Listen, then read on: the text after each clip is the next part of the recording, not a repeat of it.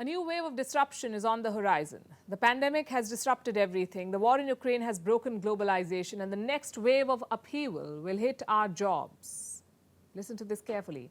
14 million jobs could be eliminated in the next 5 years. 14 million. That's the prediction of the World Economic Forum. They've published a survey just ahead of the International Workers' Day, also known as May Day. It's today, the 1st of May. Workers around the world marched on the streets today. In France, there were massive protests. 1 million workers hit the streets. Many of them are opposing President Macron's new pension policy. We've been discussing it on the show. What about the rest?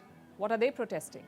Around the world, women and men are marching on Labor Day to ask for better wages, better living standards, better working conditions.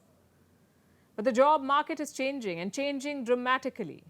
We are in a period of disruption, and we have advance warning. But are we prepared for what's coming?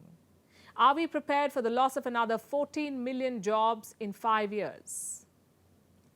The report I just mentioned, it surveyed more than 800 companies around the world, and this is what it found. Employers will create 69 million jobs by 2027.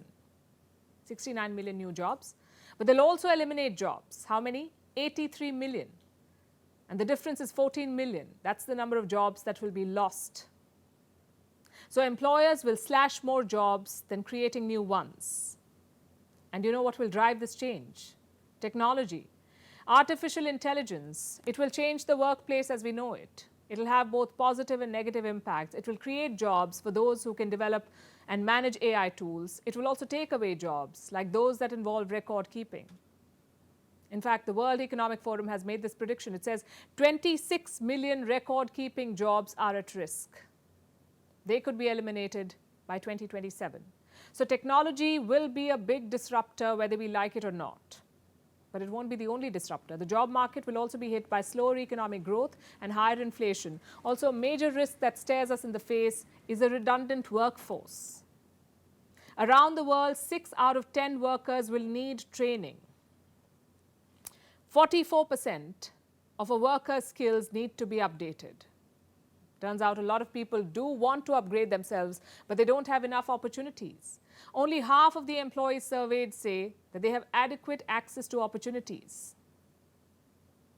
This is the global picture. What about India? Well, India will not be insulated from these changes. The World Economic Forum report has a prediction for India too. It says the Indian job market will also see a churn. New jobs will be created in emerging sectors like AI and machine learning. So the shift is quite clear for everyone. The question is, are we ready for it? And the short answer, I'm afraid, is no, we are not. Around the world, labor unrest is on the rise.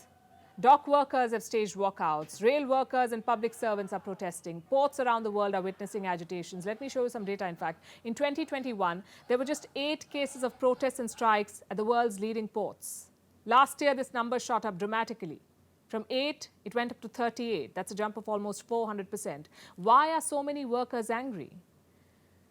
They're deeply impacted by the growing inflation. They say their wages have been stagnant for decades. They want a raise. And we've seen this before. In the 1800s, there was a series of protests. From Germany to France, England, and the US, workers had a single, simple demand. They wanted their work hours reduced. They were working for 12 to 15 hours. They wanted this reduced to just 8 hours a day. And this led to the first round of May Day strikes. In the US, the May Day protests began with a bloody massacre.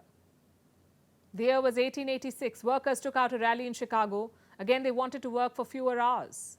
They assembled at the Haymarket Square. Suddenly, bombs went off. Unknown attackers targeted the workers. It led to a massive riot. At least 11 people died.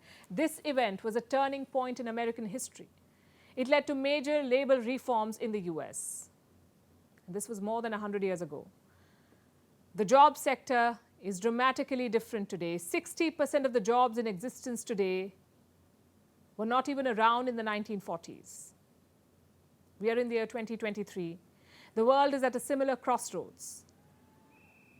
Today we are witnessing fresh protests. But do we have a solution? Not immediately, but we do need a solution urgently, and policymakers must act, else they'll have a new crisis on their hands, a crisis of jobs, or joblessness to be more precise. Those who have a job want better wages. But the reality is this: The companies that employ them are looking for ways to hire fewer people. And technology is driving this disruption. It's inevitable. Our best bet is to innovate and prepare.